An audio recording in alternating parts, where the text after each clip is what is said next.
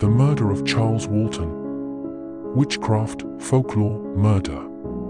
February 14, 1945, Lower Quinton, Warwickshire. In the quiet village of Lower Quinton, Warwickshire, 74-year-old Charles Walton was found brutally murdered on Valentine's Day, 1945. The crime shocked the nation and became forever entwined with folklore, witchcraft, and whispers of the supernatural. Charles Walton. Charles Walton was a local farm laborer who lived with his niece, Edith. He was quiet, solitary, and well known in the village. Some locals whispered he had a strange affinity with animals and with the land itself. The day of the murder. On the 14th of February, 1945, Walton went to work trimming hedges on Meon Hill. When he failed to return home by evening, his niece raised the alarm. He was found later that night, dead in the field. Discovery. His throat had been slashed with his own billhook. His walking stick was found beside him, and his body pinned to the ground with a pitchfork.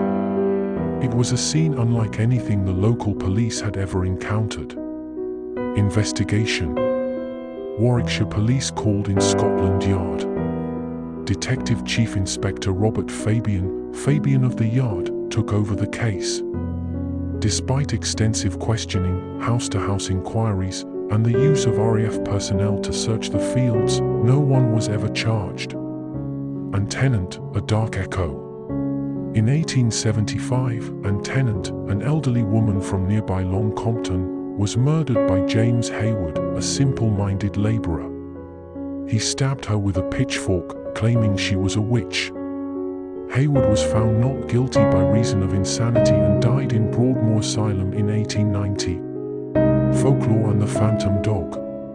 Local folklore spoke of phantom black dogs roaming Meon Hill, harbingers of death. A young Charles Walton was said to have met such a dog repeatedly, once accompanied by a headless woman. That same night, his sister died. Witchcraft whispers. Rumors spread that Walton was a witch.